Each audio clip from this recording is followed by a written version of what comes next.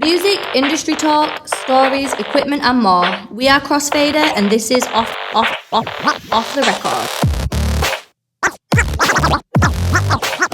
Off the record. Off the record. Welcome back to Off the Record with myself, Jamie Hartley. I've got two of our regulars right next to me. To my left, I've got Danny James. Hello. And to my right, we've got Lawrence James. Hello. And this is the first podcast that we're recording of 2020. Happy New Year. Yep, Happy New Year to everybody listening. Happy New Year. And there's quite a few exciting things that have happened over the last few weeks, and we're going to dive into those in this podcast. And obviously, January is all about new equipment with NAMM. It's just wrapping itself up at time of recording this. So we're aware of all the new products now that have been announced there from the DJ point of view, and we're going to be talking about them in today's podcast. And you can, join us, follow along. We'd love to hear your thoughts about these products. If you're watching this on YouTube, you can comment below, what you think from the product releases of this year. And if you're just listening on Apple or Spotify or something, then please remember to follow or give us a rating or anything just to help us push the podcast further. We appreciate it, and we appreciate you for joining and following this podcast. So without further ado, let's dive into it. So myself and Danny, to my left, we got invited out to Fort Lauderdale in America about a week ago now. Yep. And we were out there for 5 days, and we got invited out there by In Music, which is the brand that acquired DJ brands such as Denon DJ, Newmark, Rane, as with loads of other audio brands as well. And we found out loads about those brands, but in particular, the reason why they brought us to Fort Lauderdale is they wanted to showcase some new products to us. And if you're listening or watching to this now, you're probably aware of what these products are. We've got some new products from Denon and Rane in particular that we got to preview out there, didn't we? Yep. We got to get hands-on with them. They brought us out so they could tell us all about these products, give us a full-on rundown of them, and then create some content to go on YouTube and all the popular places, which you can go check out if you haven't already. But first of all, before we talk about the products or anything else, Danny, how did you feel the experience was? Because this is the first time for Crossfader, being invited out to somewhere like that. I was really surprised. I mean, going out there and knowing the Denon products that we knew before we went, it was like, all right, it's going to be interesting to see what they have to show us.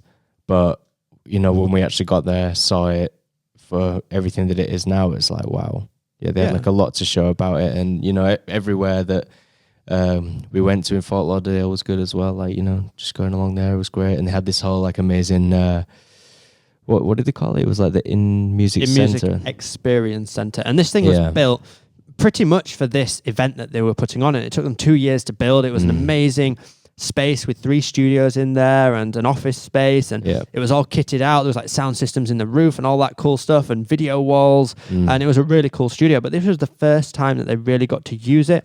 They're obviously going to be doing more events there in the future, but it was great to be some of the first people to experience this new center. I was very jealous of all the equipment that they had there. Oh, yeah. I was very jealous sat here in the office having to watch you two DJing on boats and things like that. Oh, yeah, that was another cool thing that we got to do. So, if you haven't seen that already, myself and Mojax from DJ City, big shout out to Mojax. We got to do basically a set on Denon DJ's private boat, which was crazy. And it was on the new SC6000s and the new X1850 mixer that we basically went out there to view amongst other products. So we got to get hands-on and, put it in a real life set. I mean, it was a pretty spectacular set to be able to play on the back of a little boat. But, it was still a real set. We got to kind of test it out in a real environment. So that was really cool as well. Talk to me about the kit then. What did you like? What was your favorite features? What was your overall thoughts? I'm still surprised. Yeah.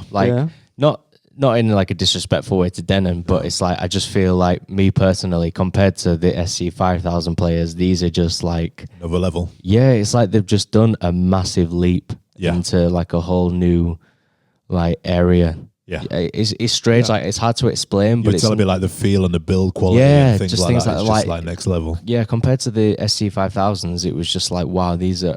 Yeah, I was like, whoa, did a different company make these or something? Yeah, it was just. Yeah. I feel like that was one of the most important things about the company bringing us out as Crossfader, bringing us out to see the equipment and not only see it, but to talk us through it and talk about the future of their vision for Denon, their vision for the industry and what they're trying to achieve. And that goes beyond just the buttons that you press on a piece of equipment. Yeah. Getting an understanding of where a company's going. It makes a big difference. And you realize that the SC5000, fair enough, this is, they feel much nicer to play on, but it was still a huge leap in technology. It was a huge innovation from the in music brand and Denon, and it didn't stop there, and that's the main thing. I think they're not stopping. They're not just going, right, we've made a product.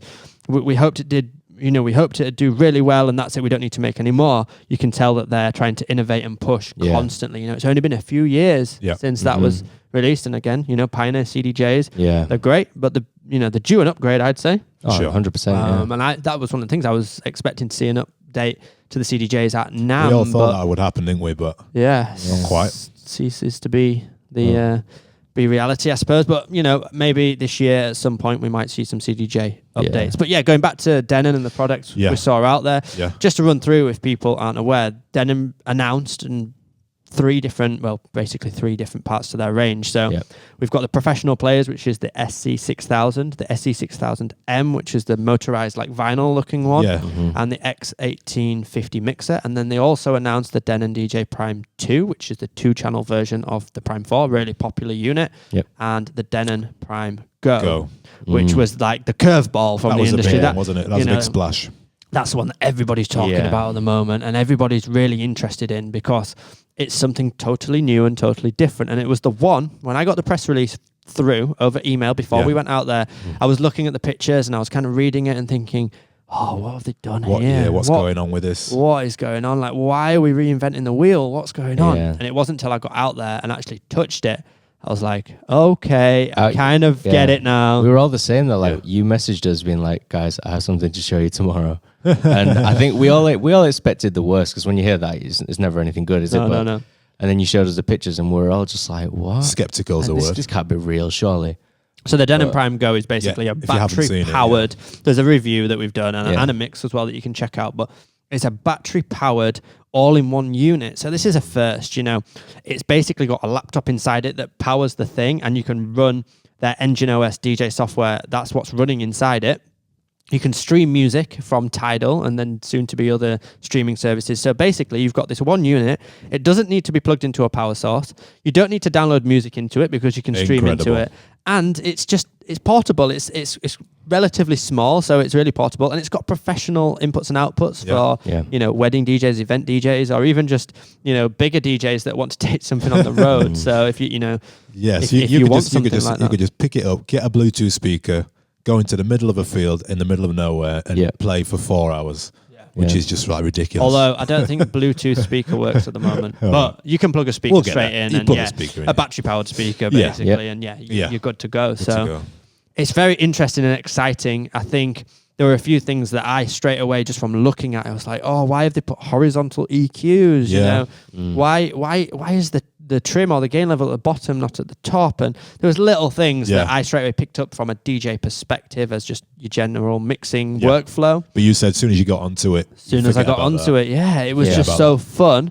And I was really impressed with the quality of it. I thought it might look and feel more like a bit of a toy and a bit of an accessory than a genuine DJ product. And I think everyone's categorizing it and putting it into the box of the DDJ 400 or the DDJ SP3 because of its size. If you think about it, you tell me, you get a bigger controller and it costs more money and it does more things. That's how we're programmed really to think about it. So as soon as it gets smaller, everyone thinks, smaller equals less in the DJ industry. And that's where this is a hard thing to get your head around. You actually get a lot more. And there's a big thing about the price point being too high. But like you said, if you buy a 200, you've got to still have something to plug it into. That's usually an iPad or an iPhone or even a laptop. So to have it embedded in there is, you've got to remember the power behind it. Exactly. It's going to be interesting when it gets released and into people's hands, how they kind of receive it, what people really think of it, and see some other reviews popping up. I do as well. I'm looking forward to getting it in the office and getting some mixes out. I think it's like we said, I think when people see it and get to play on it or even get it, it's going to be like a very pleasant surprise for a lot of people. Yeah, So, I mean, it's the one that we've talked about most since, and the one that has been viewed most online, and it's the one that's causing the most interest, especially from NAMM this year. So I hope to see this product range from Denon adapted and move further. Loads of great comments just about Denon in general on our page. Just I think it helped that they brought out like three I know that the SC6000 and M are separate products, but there's three big launches there all at the same time, and it really made people think, oh right, they're not just like a one-hit wonder. Of course. It's they're really pushing this thing and bringing out a range like that. It starts to complete their range, but I'm excited. I'm hoping to see some more entry-level price bracket stuff, or it opened up to a much wider range of DJs, because you're still starting at $999 for that Prime Go. So you're still not catering for those people that want to spend a couple $100 and check whether they want to DJ or not. So there is a whole market that's not quite served yet in the Denon ecosystem. So that'll be interesting to see what happens. Also, when we were out there, like, what else did we get up to, Danny? Can you think? We got to go to this in music experience center and stuff, but even just on an evening would be surrounded by a lot of the team members from Denon. It was so nice to be like fully involved in their team as well. Like, I don't think I've seen a group of people so passionate about something. Like, obviously apart from those guys, but like they were just so enthusiastic about everything to do with Denon and all the other companies for that matter. Like every other company inside of in music, they were all just super driven about it, and you could tell. And even with Denon and us being there with those guys, like for the CEO to be there as well, kind of filling us in on everything that's going on in the company and what their vision is, and where they see Denon going and how they see it now and whatever. It was just so good to see that, because it's not often that you get someone who's the top of the company who's so heavily involved, hands on. And it was just so good to see that, and just nice to see that people care so much about something that they're putting out for the DJ industry, and it was great. And they looked after us really well. We were staying in a really nice hotel, and they took us out for some really nice meals, and we did some really nice things. And obviously, it's in their best interest to look after us and make sure we're all having a nice time. But it was a great experience from our point of view, because from Crossfader's point of view, like, we were buying the products that we were reviewing only a half a year to a year ago, and then to be flown out to Fort Lauderdale is an amazing experience for us. So I want to give a big shout out to Denon and in music. Thank you. I hope you keep doing launches like this. We're happy to come. I hope you bring me next year as well. And along with us, there was a load of other media people out there. So I've got to shout out people like DJ Mag was out there, and Resident Advisor, and Digital DJ Tips, and there was people representing BPM Supreme, DJ City, BPM Supreme was DJ Tech Tools, and actually we all got together and did a live stream talking about the DJ industry and stuff as well. That was really good.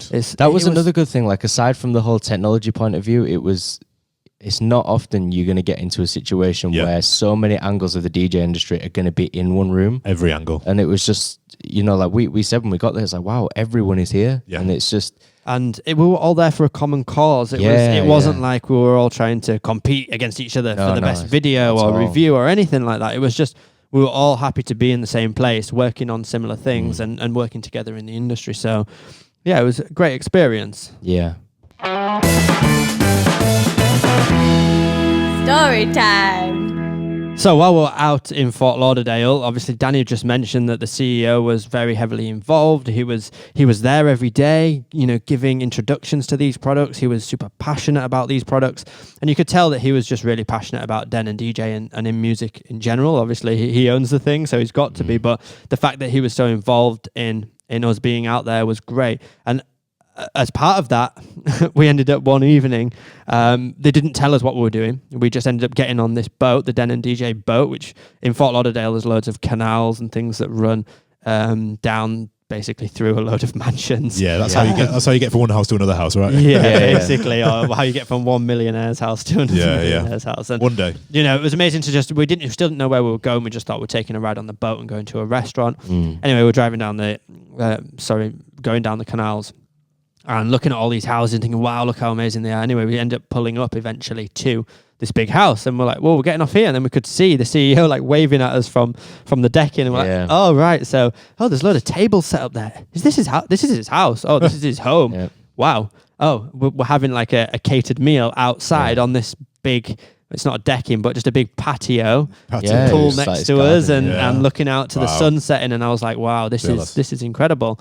And it was one of those experiences. We didn't realize we were going to be experiencing that, but to invite us to his home and then put on a really nice meal for everyone, and provide a load of really nice food and drinks and be catered on. It was like living like a bit of a celebrity film. Yeah, it was great. It was so strange just getting off this boat and then everyone stood there with like these trays of drinks. Yeah. It's like when you go on holiday and you land on the plane, you get to your hotel and they've got like a nice cocktail for you. It was a mojito that I actually had, and they had a cocktail. Nice canapes. Like, that's nice. It's been a long journey. Canapes. Yeah. There were some nice canapes as well. Yeah. And then in that evening after we'd eaten, this was before we'd seen the Denon Prime 2 or the Denon Prime Go. That was going to be the following day where we got to check out these products, and we had that on the schedule to do. But suddenly, out of nowhere, they bring out this Denon Prime Go, and because it's portable, it doesn't need power plugged in.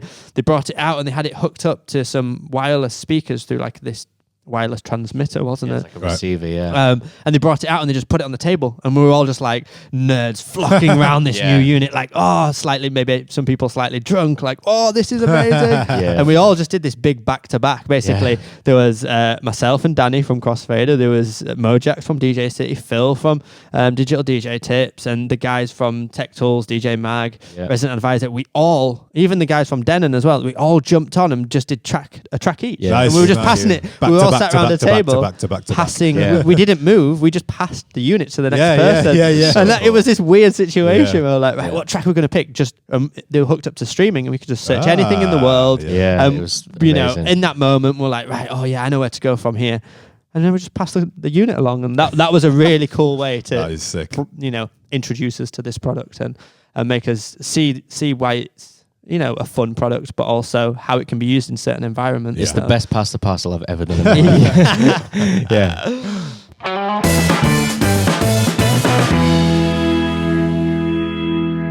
Okay, so I hated that story time, by the way. Just because I wasn't there. Hopefully next time we'll all be there. If you're listening, Denon, we've got 5 of us. You need to fly out. So, cool. So moving on from that, a lot of the people that were there covering the in music experience and the launches then flew straight to NAMM from there. And Denon got in there and kind of thought, right, we'll announce these products prior to NAMM so people can get some good coverage of them. We'll get people out here rather than on the busy conference floor of NAMM where it's really loud. We'll do it in a controlled environment, which actually worked really well. And it makes a lot of sense. So glad that they did that, because it does make more sense. But a lot of people then flew over to NAMM, which is a huge, every year in January, a massive conference, a convention really, where there's all DJ manufacturers and music instrument manufacturers and everything, all sort of showcase new equipment. But there wasn't really an abundance of new stuff. So Pioneer dropped the brand new DJM V10 mixer. That was one of the first announcements from NAMM. Now, we call it the Beast. It's so intense. So let's move over to Danny. You made a mix on it. Like, how did you find it? I did. Well, when I first got in front of it, compared to any other mixer I've been on, I was just like, wow, this is like really intimidating for, even though I have been a working DJ for however many years, it's still like, whoa, there's a lot going on here. And I think it's going to take a while for anyone to get used to, really. I mean, if you're a DJ that's played on like the Model 1, mixer, you're going to be a lot more familiar anyway. But even from a point of view, if you're coming from an Allen and Heath, there's still a lot on there that you need to understand. And so you brought up 2 brands there. Do you think Pioneer have kind of sent for Allen and Heath and Model 1? Oh yeah, 100%. I think they're fully trying to go into that market of it. The mixer itself. It's not for your bedroom DJ or just the DJ who will go and play to parties and stuff. It's going to be for a very niche market that's going to be like, the techno DJs who are going to be doing like 8 to 10 minute transitions and, adding in all these different sorts of effects. So it's not for your everyday DJ. And that's where it's a shame, because online a lot of people are commenting like, who would need this mixer? 6 channels? What? Why? This is not what we asked for. But again, I think it's that thing of maybe it's not what people asked for, but it does serve a purpose. One thing I did think it would be really good for is, other than DJs, is bands. So well, not necessarily just a band, but like, you know, you see these electronic groups who will perform, and it's, if you've got like a ton of effects, like from different instrument players, you know, like a guitarist or something, it's if you're like a live electronic act or an electronic band, I can see it doing really well for something like that. But, you know, for the DJ, I can see there is going to be people that use it, but I just don't see it being a big mixer, really. And it's expensive as well, so it's very expensive. So it's the high end market that they've gone for this NAMM release.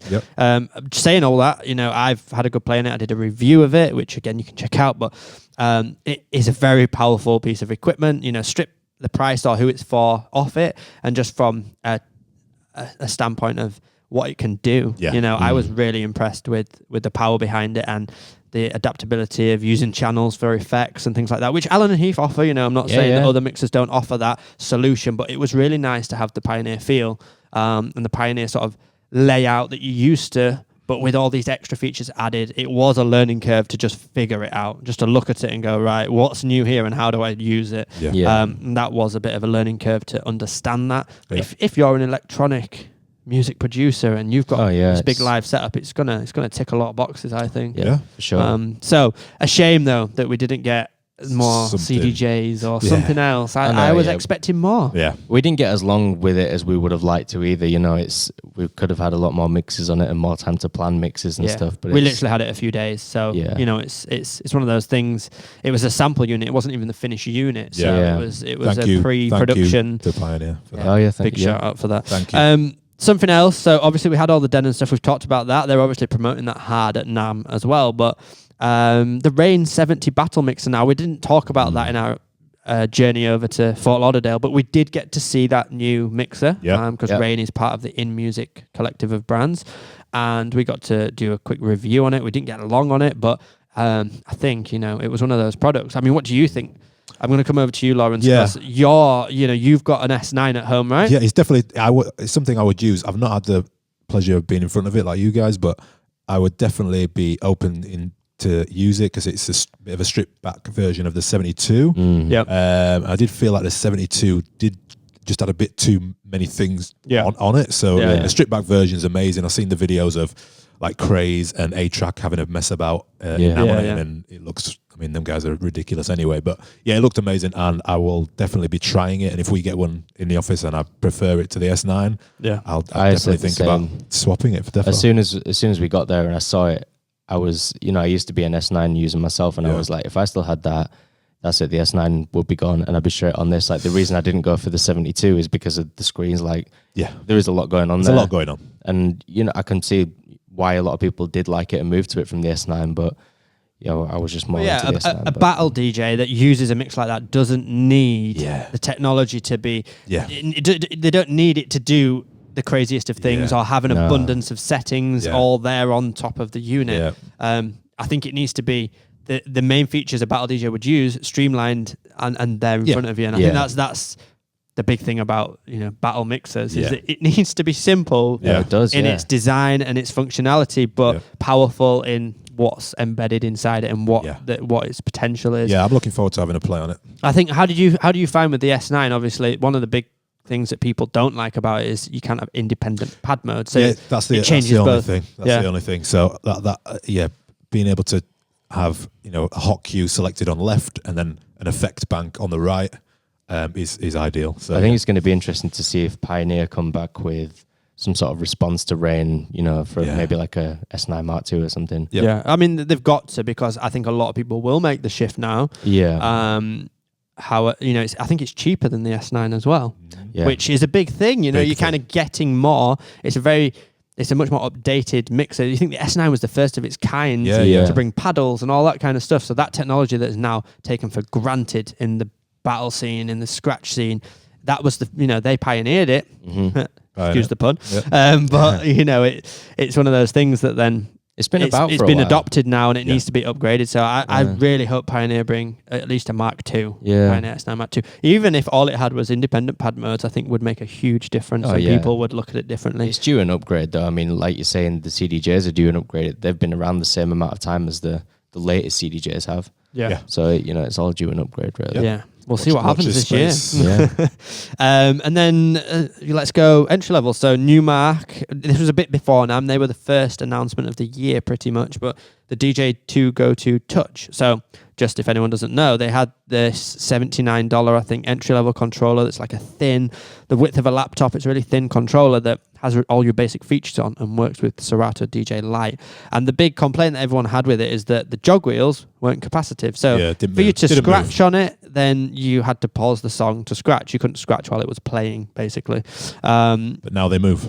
But the jog wheels don't move, but it means you can now cut. They can scratch and cut. Yeah. So that it was a very incremental upgrade. It's now called the Touch, but again, it's I think it's $79. Forgive me if I'm wrong, but less than $100 for a controller that you can happily mix a couple of songs on. That's the one you want to be on if you're that beginner DJ who's wanting to get a little bit of a taste of. Do I want to do this? That's got to be I'll try this out. But you still need a laptop to be able to use it. So it's nice to see that upgrade. I think they could have done a bit more with it. Like I don't think there's EQs on it, or even just filters. There might not even be filters on it. I think it's literally just a crossfader and some hot cues and things. But all you need is a beginner, though. That is all you need. Yeah. Mm-hmm. So I mean, that's entry level. I was expecting maybe a bit more from NAMM this year. I don't know if I just got overshadowed by all the Denon releases, but if you take Denon's products away, you're not left with much. The most exciting thing was the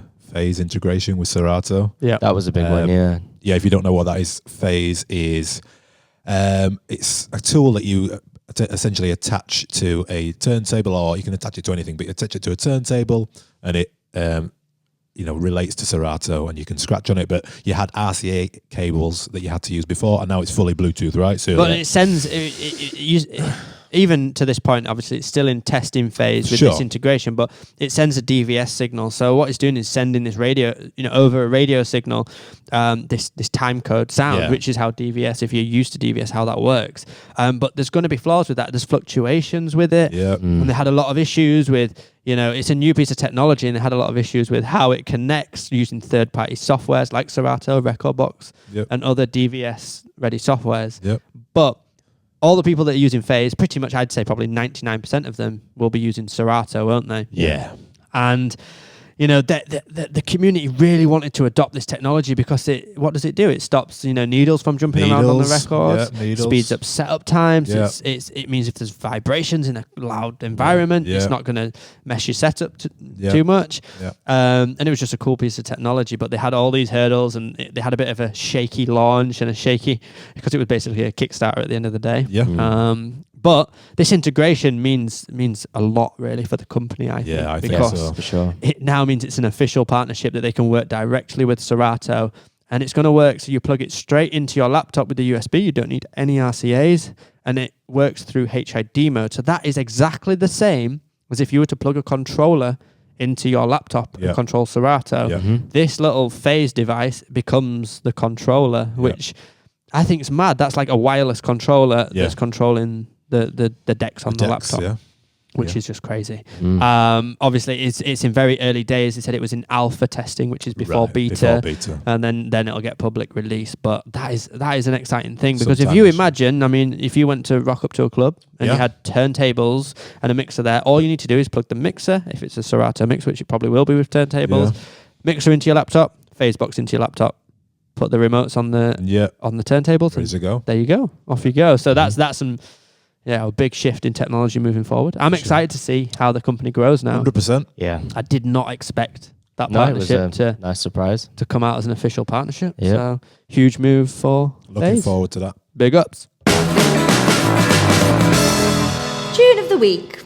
Right, frantically, everyone get the Spotify out. I know mine. So I prepare for this. See, Right, so tune of the week, I'll go first. So my tune of the week is a UK drill track, and it is by a guy called Dig Dat and one of my favourite artists, which is H.